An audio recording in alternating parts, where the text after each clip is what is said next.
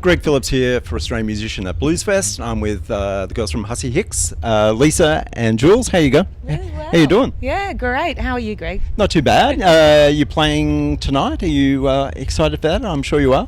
Yeah, I'm so pumped. This is actually usually we're playing, or in the past when we played Bluesfest, we've played during the day. So this is the first time that we'll actually be playing after the sun sets. So we're pretty excited. Yeah, definitely. Is your approach for a festival like this any different to any other gig? Yeah, I'd say slightly with Bluesfest, because it's such a it's such a discerning audience, and it's such a wonderful festival. We actually think about things like songs before the set. We very rarely write a set list normally, but I guess with Bluesfest we will try and work out a set that we're going to play beforehand and stick roughly to that. So that's a bit of a difference. Yeah, you just, sometimes you'll finish a set and you'll go, oh, I missed that, that favourite song that I was really looking forward to doing. So, so we'll jot down a few of the songs that we're definitely going to play. Because you were here last year as well? Yes. So how different will the set be to last year? A little bit. We've got some new material. So we released a single yesterday, Thursday, called Get Ready. So that'll be part of the set. And we're also going to include another new song from the new album that we're working on at the moment, a song called Take a Look Over. And I guess once you put a couple of new songs in, then the flow from the other past, you end up having to sort of surround them with other songs. So it's going to be quite a different set from last year, but we'll still try not to leave out some of the ones that people liked in case they come back. There'll still be some crowd favourites. On the Boundaries has been out a little while. Are you finding that songs are developing and growing as you play them live? Well, On the Boundaries was such a studio project, and while we recorded plenty of organic sounds, it's a very produced album. So it's been really fun working out how to play those tracks in a live band setting, and also a duo, because we do a lot of acoustic shows as well. So so that's actually been really fun, learning to play your own songs. It was interesting the way you created the album with Raphael White. He virtually became a third member of the band. Mm-hmm. Yeah. Yeah, well, Raph and I lived together in London in quite the developmental phase of our music careers years ago, and he's come on tour with us playing bass in Europe a few times, and he'd sort of just set up a studio recently, and we had some time off in London, so we just went in, and we didn't expect to get a whole album. We just wanted to hang out and make sounds and play without the sort of the constraint of trying to be like we are live.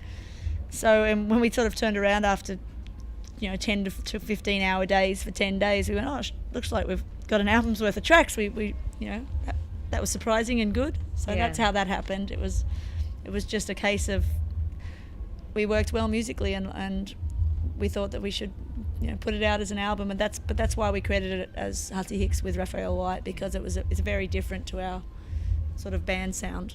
Yeah. And the new single Get Ready is a return to self-production. Is that a sign of the times for going forward with an album?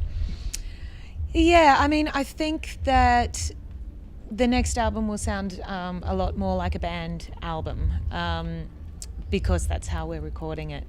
And Get Ready is a song that it's been kind of swimming around in my head for a couple of years. That line, ready to stick it in the basement, baby, that has, that's been circulating for ages. But we came together with Ali and Tracy, our rhythm section, and we just jammed. We jammed a lot over lots of different feels and ideas for that song. And while we were jamming, I was jotting down more lyrics, and we kind of built that song up together. And a lot of the stuff that we did in the studio during that time was that same sort of process. Sorry. So I think that the general theme through the new or the next album, whenever it may come out, is going to be a very very band sounding production. Yeah.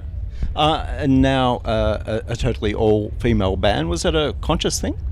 No, Not at all. we've played with Trace for years. Our bass player. Trace, our bass player, Trace on bass. And we just had our drummer for many years was Rowan Hems, and he had a great musical fit for us, but he's doing other things, flying aeroplanes and focusing on other things. And so fortunately, when he sort of started becoming more going that way, we had come in contact with Ali and just loved her musically, and we'd had a few jams just randomly at other festivals.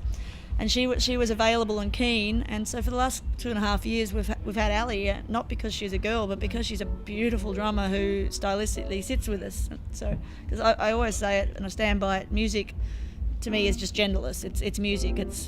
It's just a sound, and you groove with the right people. You groove with people who have similar takes to it, and Ali just sort of fitted in so beautifully, and now we're a girl band. Yeah, not to say that we're not excited about being able to present 4 female musicians who are, we're all pretty accomplished in our own rights, So there's no one there because it's token, because, of their gender. So, yeah, we're just lucky that... 2 of our best mates are killer musicians. Tell me about the stage setup that you've got for Bluesfest. Which guitars have you brought with you, and what are you playing through? I've got my trusty white Fender Strat Plus that I've had since I was about 13.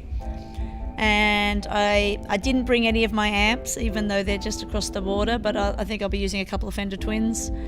And then I've got my custom shop Maton, which... I always have, and You've got the dual pickup system in there. Yeah, I've got the AP5 Pro in that, and then I use a Misi magnetic pickup, which I send to the amp, which makes it a lot easier to get a beefy sound with the band.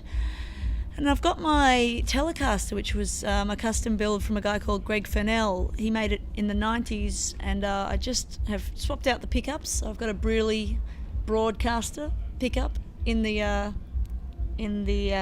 bridge, and it's called a Big T, sort of a bit more of a chunky, sort of humbuckery sounding neck pickup. So I may pull that one out. I'm not sure. We'll see. You're playing some guitar on stage too, Leesa? I will be. Yeah, I have a mini Maton that is just my baby that I take everywhere.